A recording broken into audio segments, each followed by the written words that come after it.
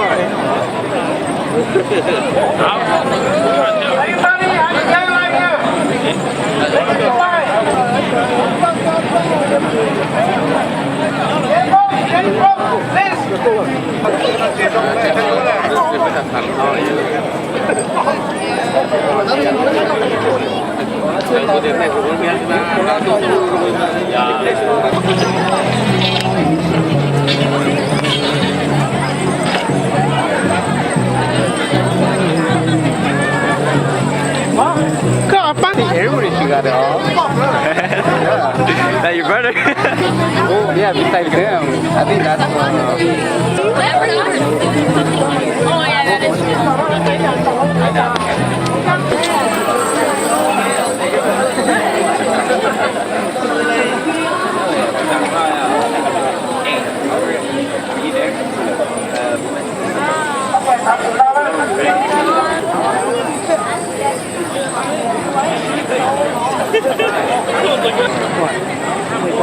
Guy, huh? I have more girl than guy.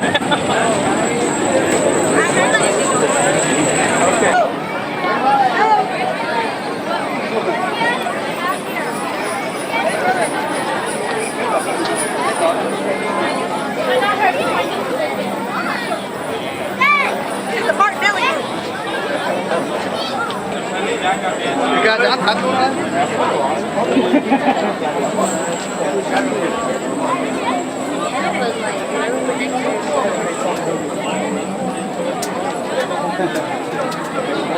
Yeah, I got it.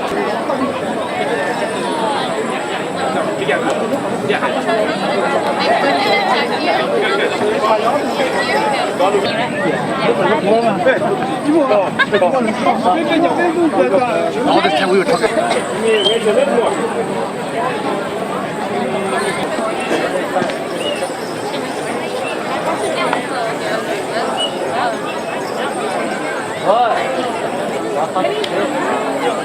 Was I talking to you? No. I'm looking over there. I'm looking at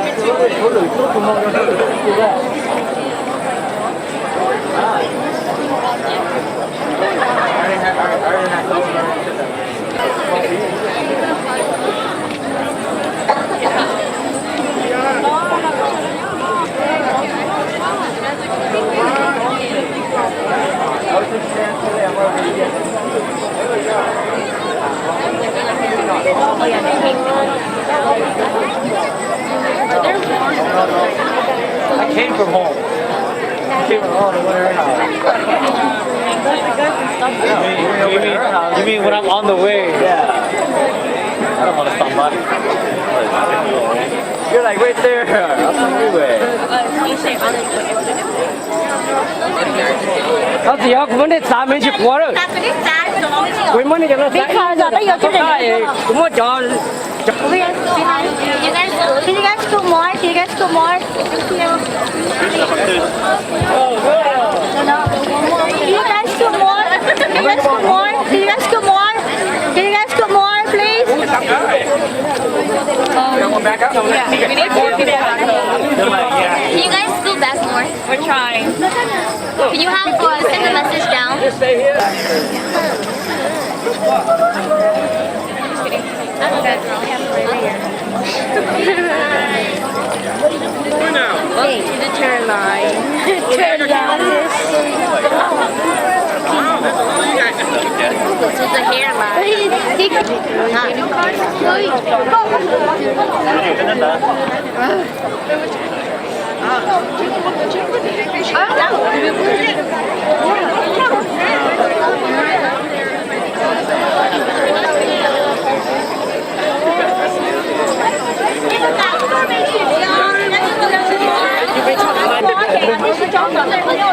Okay,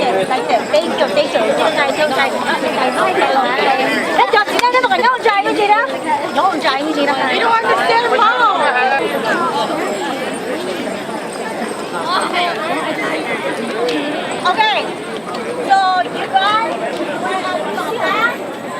Each of you guys will have to grab. So anyone take up.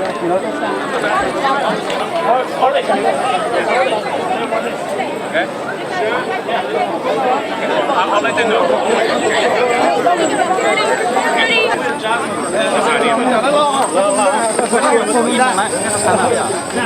被整着了，我约了得不努力是吧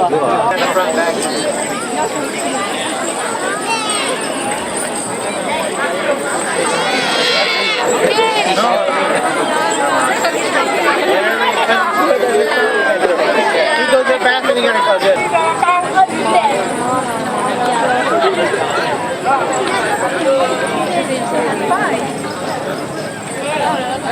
开家不叫啊，路些我开家不叫，反正就在中央啦。好，走。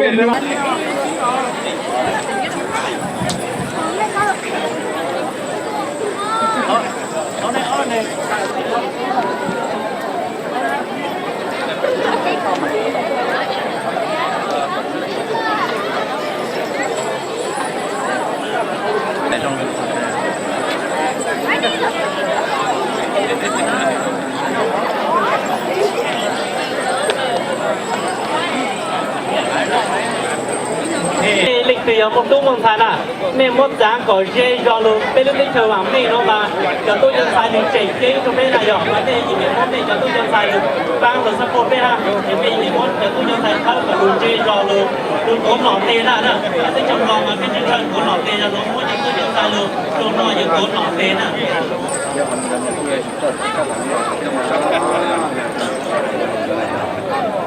bây giờ bệnh này có một lọ ha lọ thế này sang năm kia tôi phải đó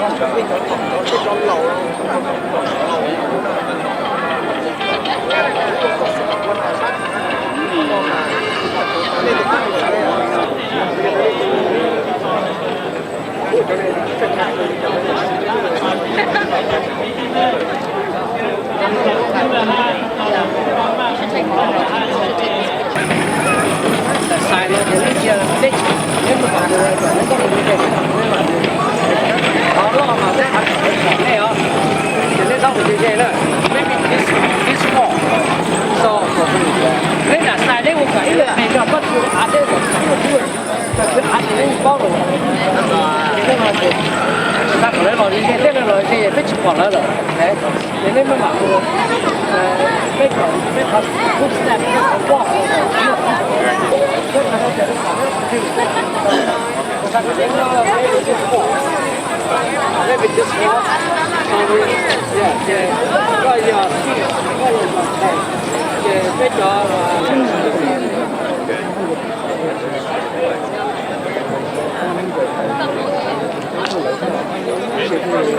要整什么呀？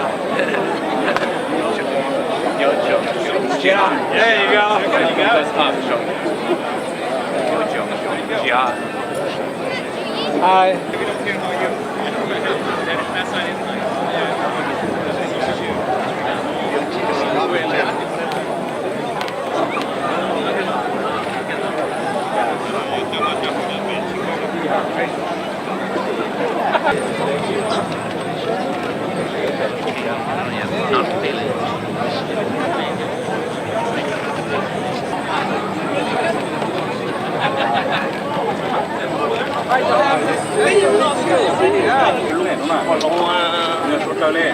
mẹ cho nó cho chứ là mà lô tốt tê còn chút xua mẹ cho tôi cho xài nó bớt sáng tốt nọ tê mẹ tốt nọ tê chút xua mà lô nè mẹ lú chính được đó là cái gì mà để cho tăng phí cho nó mỏ các bạn nhớ là nhớ đi qua lưu chế đâu có chế không là Đây cho lá cà lư chê cho tầm liều lá cà chê cho tầm liều biết đâu ra ok tháng có thể nó especially của đi là bây giờ TV có ha là nếu mà phải mấy gió từ tháng chế rồi tổng thể đó ha có hơi từ than bây giờ 你也是吗 ？OK， 没问题的。 Stevely OK， 别跑。 có hơi từ than colonel mang thái có hơi từ cho nó cho chữ số linh hát từ tại biết tổ chức thôn bè đợi biết cho mong welcome John Chang State Treasurer of Sacramento welcome former Assembly Member Roger Dickinson cái thọ ở từ mẹ số từ cái của tàu tỉnh bê luôn nó bê mô bạn chắc biết chào tàn cho bê trồng bê sĩ mô nhân cho Sacramento nay nam giờ thành phát hàn chắc biết chào bố sở rồi một chỗ này tôi lử thơ cái giờ Larry số lử thọ thành phát hàn bố sở giờ sảnh phang nè rồi một chỗ tàn cho này cho khán chấm board of director mong cho tăng cho đôi cho thiết bức xạ cho advisory xin lên tổ chức cho than xong vừa xong ở cũ cho tụi lòng là cứ bang advisory hát tăng cho bê bang advisory chủ tăng cho bê cho bê sinh nhân Sacramento rong xa dài to mẹ cho nó cho chứ cho tụt lê tụt rê tô tăng cho Board Director Advisory 他总被谁用下在到咩种路种子，都讲被种路都开被路帮家被叫做被搞被Sacramento 做给那给好个么，给个到个个么往咩么做相差。是当然的被กู被谁กู在到ประธาน被ตัวประธานบนสองฝั่งห้าหนึ่งตุลง bây giờ tăng cho bé cho khán giả bột sau này hát số tù nữa nhà lấy bé lô môn này sư tăng chỉ nó lúc chạy nhau giờ trò trong mẹ là nhiều thằng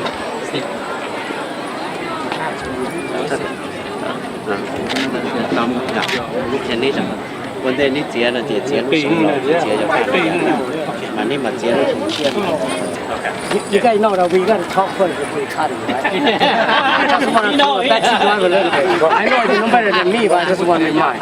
We're doing something wrong, so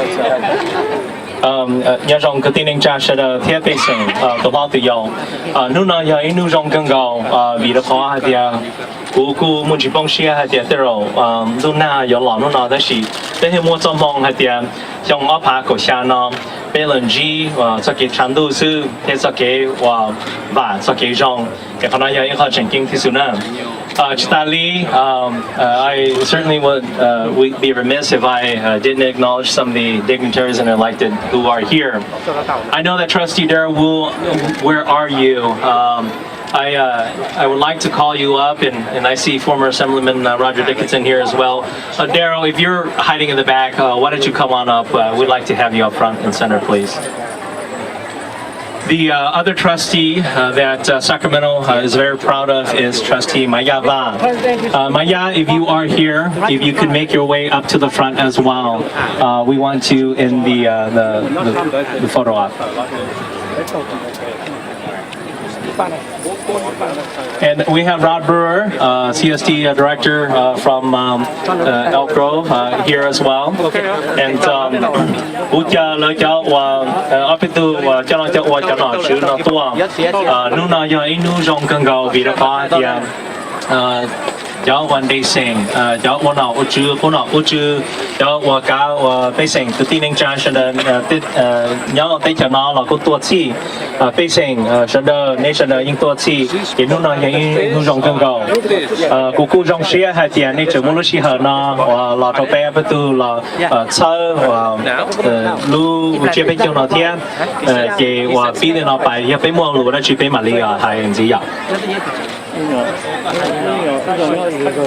cái yang lên nói rằng lúc xong lâu ta là cái bé và bé mong kỳ chạy thâu lúc chờ nó mà cô xã cả bé và xong lâu bài đó cái đây nhà chỉ trong đây cái và phải cái chỉ trong nhỏ nhỏ đi ra là bé cái tiền trả mong sẽ được cho bé sinh mong sẽ được lúc giờ nó giờ lúc và xong lâu ta nữa cái cô xã thọ còn nếu sẽ được dài lên lúc sinh tới sĩ xã hậu á muốn lúc nào đó có chơi vì nó có để phải để chỉ trong bé chỉ hậu cái ta lên nó cái bé mà đi lo khi và xong ốp hạ của xa nó cái mà hay giáo lưu trong cái bé mà vô cho nó nữa okay so this first shot it is apple cider for the record for some of you who do not like alcohol. This first shot is to represent the old year. Everything that is negative that had happened in this past year, we will not accept. And so for this shot, we do not drink. This shot, we toss. We pour to relinquish with the old year as we then subsequently will cut the balloons and release all the negativity, into the beyonders. That's the first step, and then the second step is the second shot that we'll take. You can drink the second.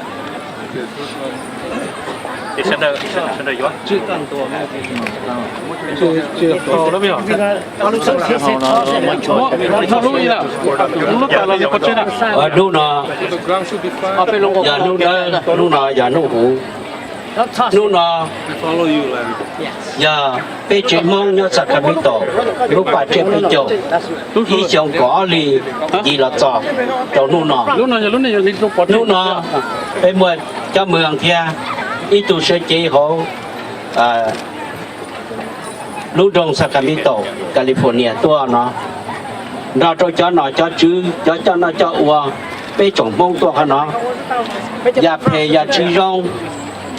Của mỗi yết của mỗi đời cái block cái đồ cái sai cái lục cái block cái tua cái do cái chùa cái chỉ sĩ học sinh còn đó lúc xong lo áp phá của cho mua cả ta còn cái chỉ nó cả mua chỉ bỏ luôn đó lúc có thể khó chỉ đông đó lúc xong lo mua nữa còn cái chỉ nó cả mua chỉ bỏ tầm lúc cái cười đó để cho con hơi đẹp bây giờ chỉ đâu lúc trong lòng cho mà có chuyện lúc trong lòng vào một xó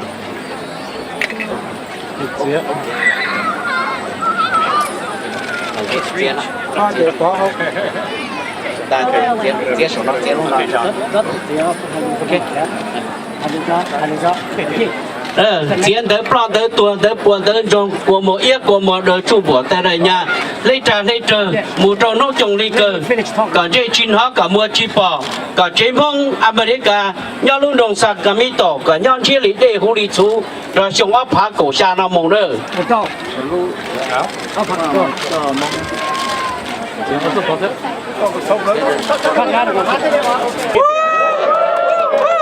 Happy New Year.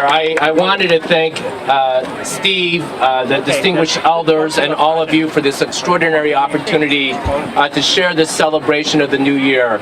In America, we're extraordinarily blessed that we have waves of people who have extraordinary dreams to come to this country, to come to this state, to come to this community and be part of this social, economic, and political fabric.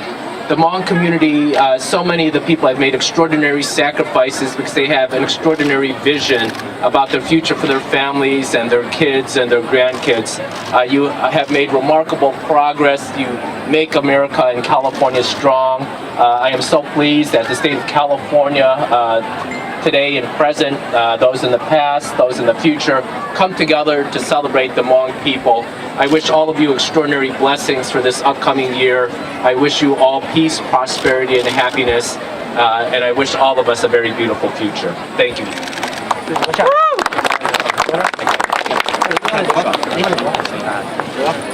Thank you, John. And again, if you missed that first few words that I said, John Chung is running for governor of this great state of California. When he becomes governor, he will be making history as the first Asian Pacific Islander governor in this great state of California. And so, he's not very good at Hmong, but we'll teach him Hmong. And nonetheless, he's here, so that's really important.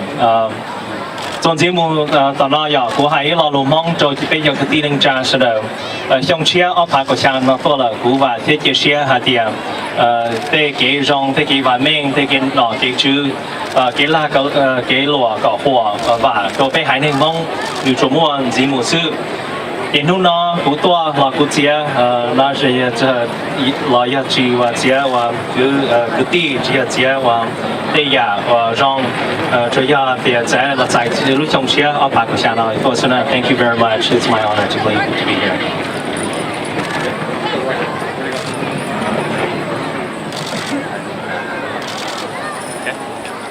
One, two, three. All right. Thank you.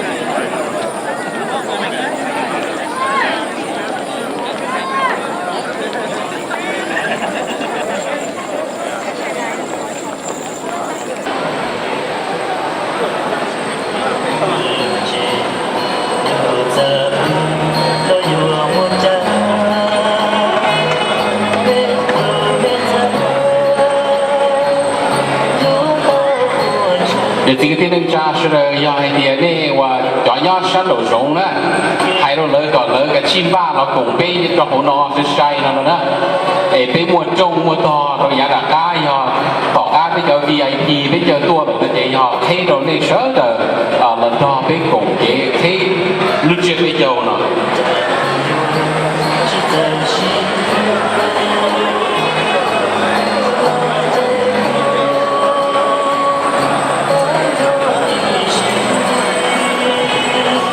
lúc này đó, ai thì thọ gì đâu đó, anh ấy chỉ muốn về là đây những chuyện chân tí dạng cầu thì họ đã chỉ, giờ là mua về rồi về số tù những anh chỉ số này. So I apologize for those that do not have names on the table, because if you're gonna name everybody coming today, it's gonna take a lot of energies and manpower. So if you don't, you're still very important to us today.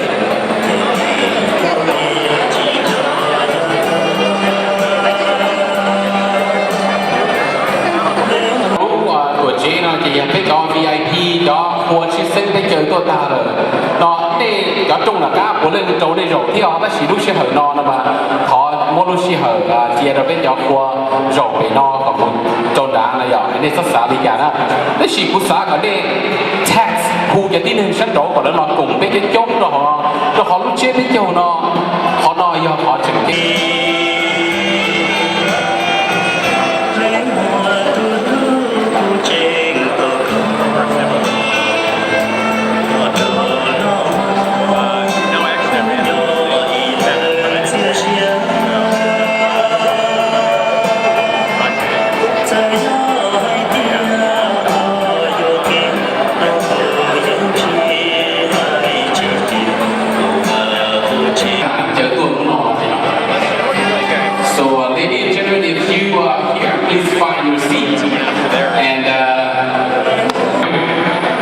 Even Hmong time, we are now a little bit late. I intend to be on time today.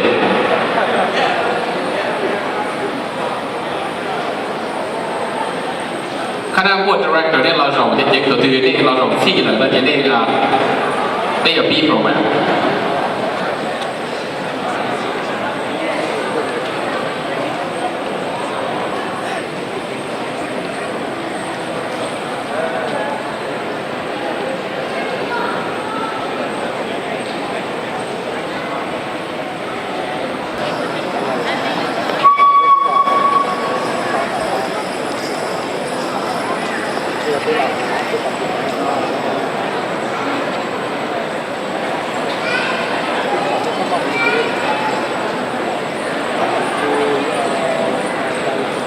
share with your program, you know. In my, and the reason they asked me to be here today is simple, because I like to be on the stage. Besides that, you know, I'm a Hmong television anchor. If you ever watch Hmong TV, and you too, you'll see me somewhere. Other than that, I'm also doing voiceover for Toyota. That's what I do. Besides that, my current job, because I have an 8-to-5 job, as a trainer for case manager for the county. My job is to not legislate, but translate the legislation into services. Other than that, I'm also serving as a volunteer director of the Lao Veterans of America, Inc. So, I literally don't have time. And on this day, ladies and gentlemen, on behalf of the Sacramento County and Sacramento Hmong community and its neighbors, I'd like to welcome all of you to this 12th annual Hmong New Year celebration festival. And we're celebrating our tradition and culture on this beautiful day, don't you think? And I'd like to also thank you for all of you take your time away from your family to be with us today. Please know that we're delighted to have you here today.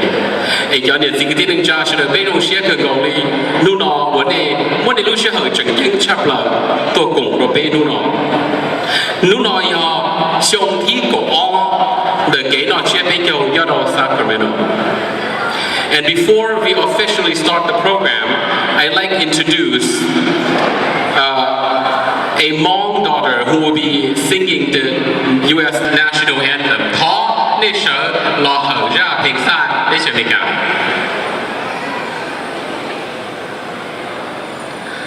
Oh, say, can you see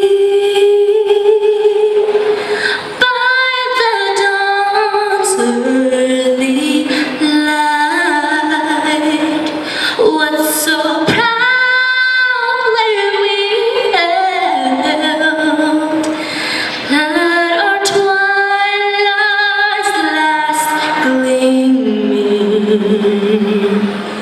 whose broad stripes and bright stars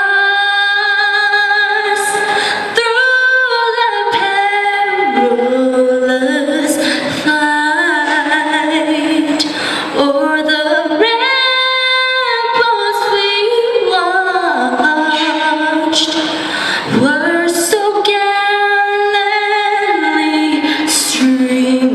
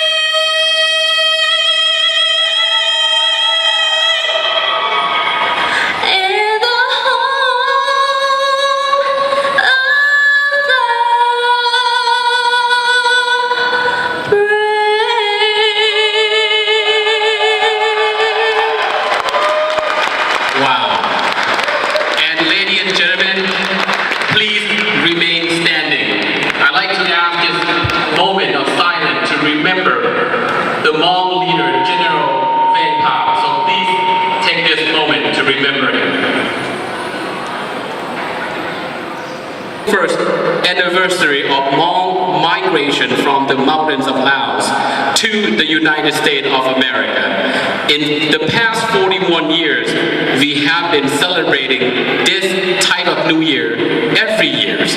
And Hmong just simply cannot go without celebrating a New Year as an organization to host this particular big and the new year for all of us that was established in 2004. And the goal was to establish and to preserve our rich heritage tradition of the Hmong community and to promote culture awareness. So what is the main purpose of the New Year, you may ask, and how many of you perhaps is the first time attending the Hmong New Year? Simply, the Hmong New Year was traditionally a time of rest and gathering following a harvest season. Historically, the Hmong New Year celebration was created to thank the ancestor and spirits, as well as welcoming to fight as irregular forces in the neutral kingdom of Laos against communist expansion in Southeast Asia. When the U.S. pulled out from Vietnam, they also left Laos. Thousands of Hmong families then migrated to America and other countries. From there, Sacramento has been home for the Hmong in the last 4 decades, and currently more than 30,000 Hmong residents in the Sacramento County alone. Because we like to recognize you. The first on my list that I really like to recognize is the newly elected mayor of Elk Grove, Steve Lee. Please stand. Thank you, Steve. And the next person we'd like to recognize is State Controller John Chien. I believe that's John Chien. I thought I'm handsome, but he beat me. Thank you, John. The next person, Assembly Member Kevin McCarthy. Thank you. The next person, School Board Member Daryl Wu. Thank you, Daryl. The next person is, I hope I say the name right, Jenny Batch from the Senator Pan's office. Jenny Batch. And Jenny, you can come hit me later if I say it wrong, okay? The next person is Sacramento City Unified School District Superintendent, Jose Banda. Jose Banda. And the next person is the Hmong elder, a veteran of the Secret War, Major Vang Tai. Major Vang Tai. Thank you. Next person on my list, I'd like to recognize Nia Samua, or he simply calls himself Samua, is the clan leader in the city of Sacramento. Hmong clan leader. And on my list, I'd like to recognize Dr. Tom May and Felicia Tom May. Thank you. Thank you. And also, would like to thank you, all of you. Can we give everybody a big hand applause for being here today for recognition?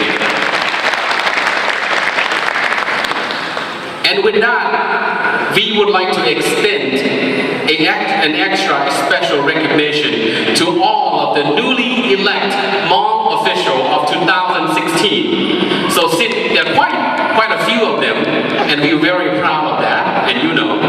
So I'm going to read all their names, and then we'll give them a big round of applause. We even probably stand for them too, but hold on.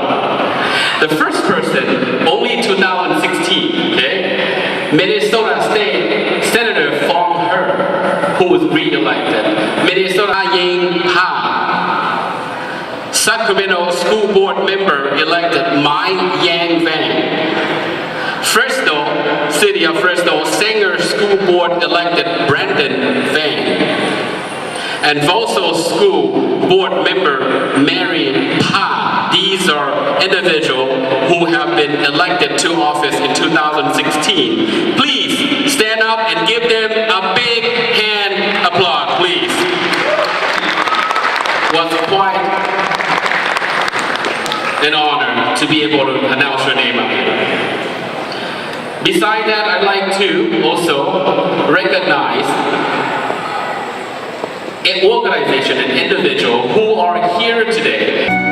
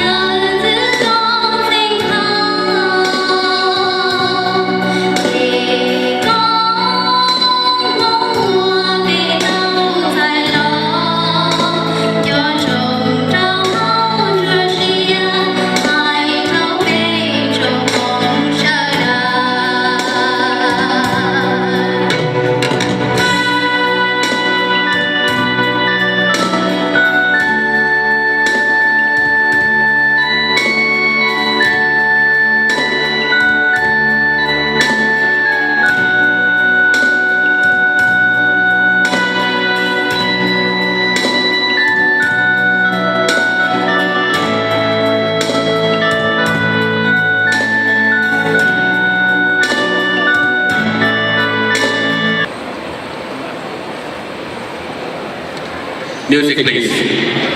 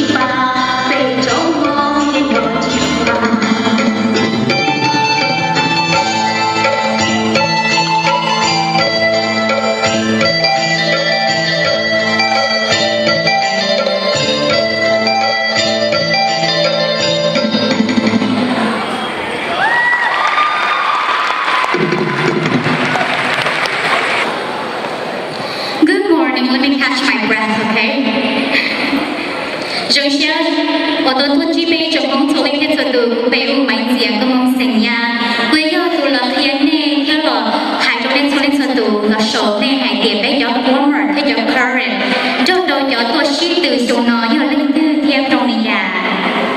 I will be announcing the former, current, and the contestant this year for you all to see and to show you how beautiful and handsome they all are. The first former person will be Chrissy.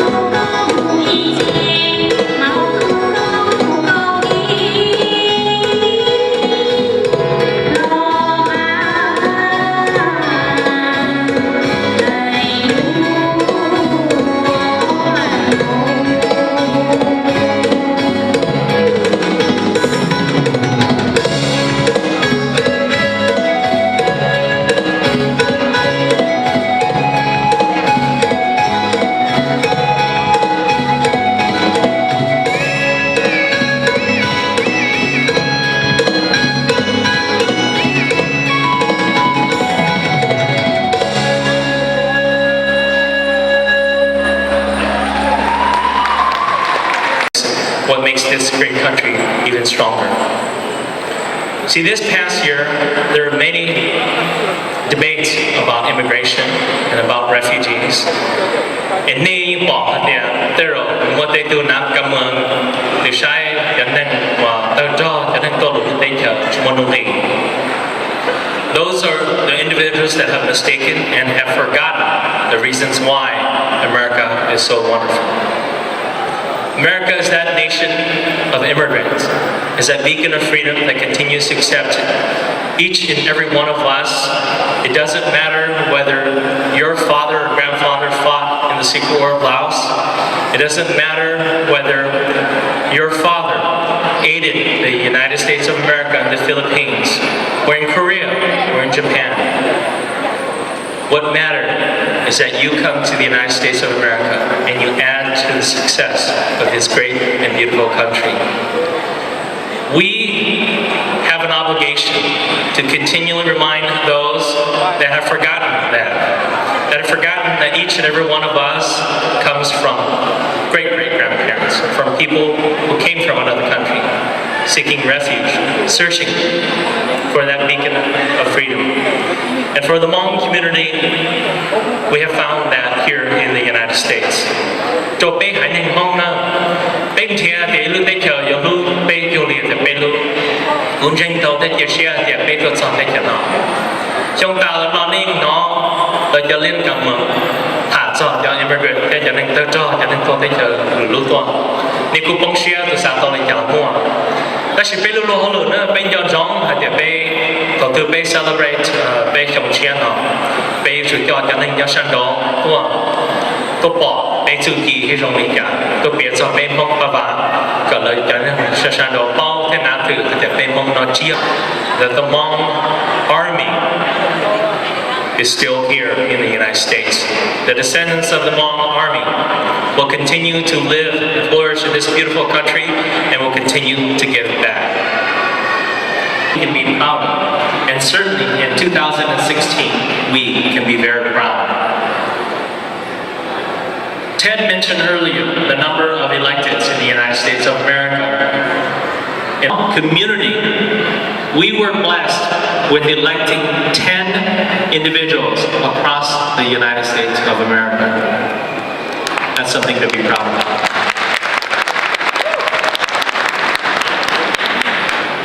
Two of which is in Sacramento County. The record is set. This year alone, we have 17 public servants in elected office across the U.S. Trong đó sữa bên lửa cầu cổ từ nên và do cầu không cả phải được mong sự. Trong đó sữa bên mua cầu xa lên bố bên cho bên cả nó. Nếu chỉ nhau bên khác, nếu chỉ nhau bên cổ. Nó nhà bên cho bên từ bên dụng mong. Nó do từ bên dụng. And it is because of that education that equalized the playing field so that they can embark on their journey of office. 10 this year, 17 in total. The Hmong descent. Quite proud. Energetic for this, okay? This is the community's choosing. This is not the department, okay?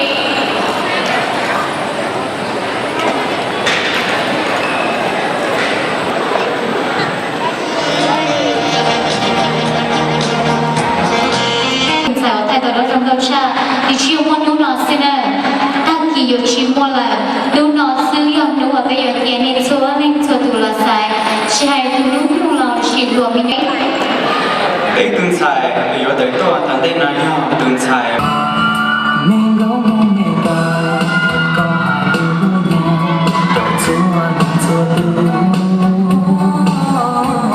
cái bát cho kỳ hương đợi tạo đủ xin cho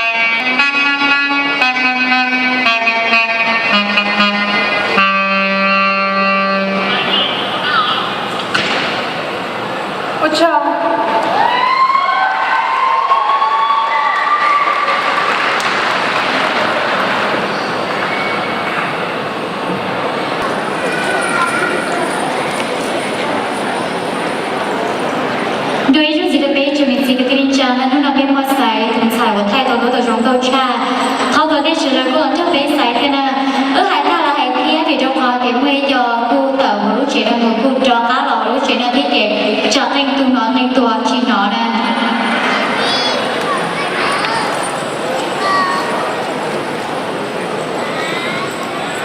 bé tuần sai ở tới tôi tận đây nói cho tuần sai ở trị đại sầu bé một lần bé của tôi mãi chân công nóng sành lao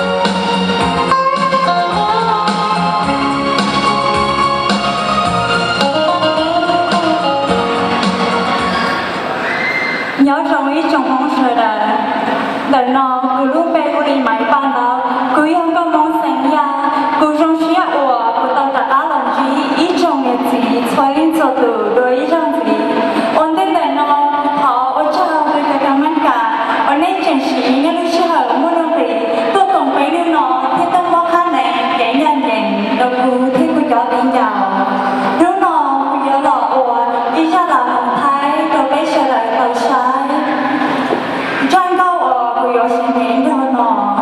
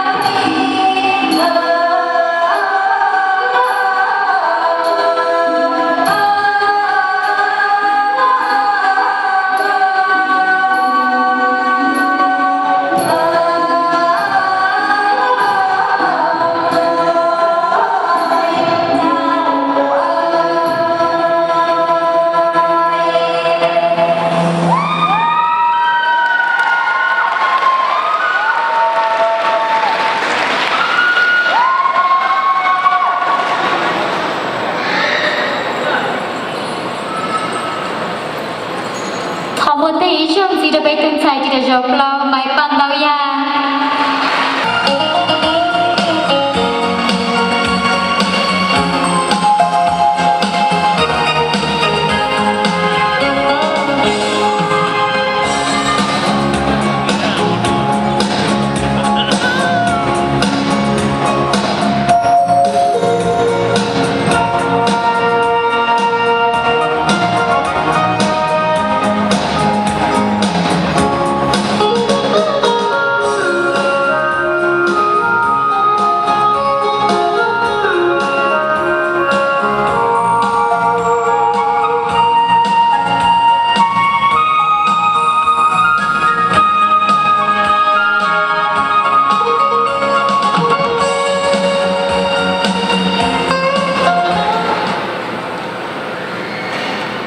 nhỏ trong đầu tan cho bé trong nhà gì cứ tin ninh chào phong như sợ đời họ cho đầu bé tu dư lâu để trình tàu cho tay nên lúc xí hở lòng muốn cho kỹ ra nhện cho bé cho tiền giàu cứ yêu mà nha công không sành kho cũng ba tàu ý cha cứ chia lòng muốn mọi kỹ lọ trẻ cho bé trong nhà gì theo lòng muốn hải cho bé mong lúc mấy ba chia bé cho thọ nên lúc tàu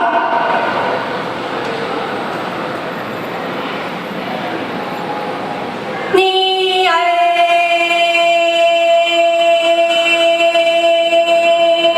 ga thô ta bê hông bê bà thơ chia bê châu về bê hông trồng nó trồng thơ chư về ni tòa sơ gió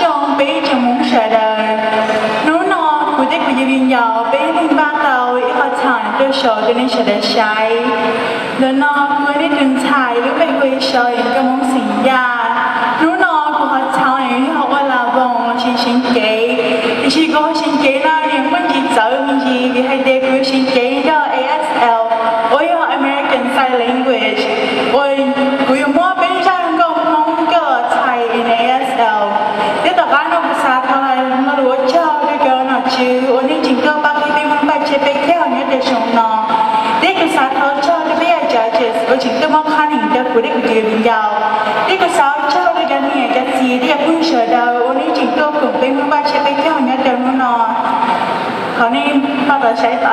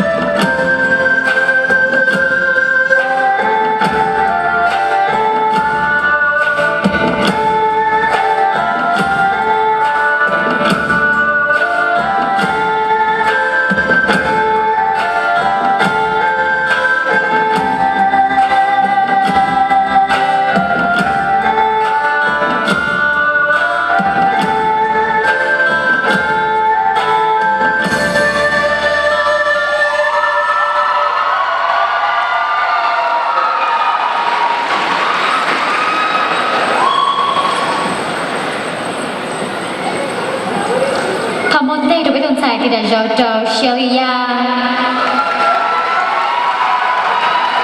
thấu lúc chi hở nó tôi bây giờ cầm mắt càng là món khăn nhà mình gì là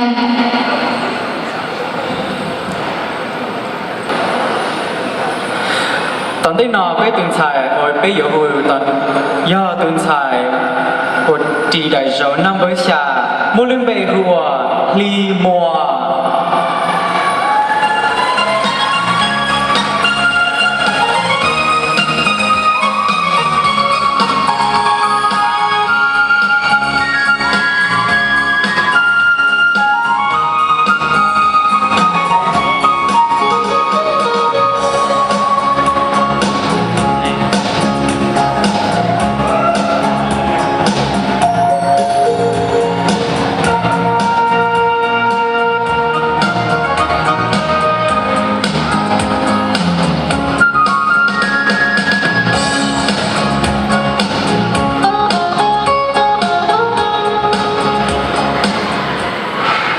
nhớ rằng cho bị trộm hông cứ đi đi trả cho liền cho tư ô chơ ô mê chỉ chắc ăn tô ban thơ cú hàng cú bán viên nhau cho nữ nổ chỉ xin chấp lời cú thọ hào ô chơ cho chắc cho lưu đi ô mê chỉ chắc ăn tô một thứ kiện nhanh nhẹ cho cú hàng cú bán viên nhau cho nữ nổ ra nơi nhớ rằng ô cú hàng cú bán viên nhau biết cho liền cho tư tàu ban tàu ý dạng cho gì cho bên phong tàu sai hai tàu cũ chỉ lên thảo giàu cú yên nhà hông cao sinh kế，但是不要路是好去走，不用我一下也说这边路过不要忙，他那是还谁到我这。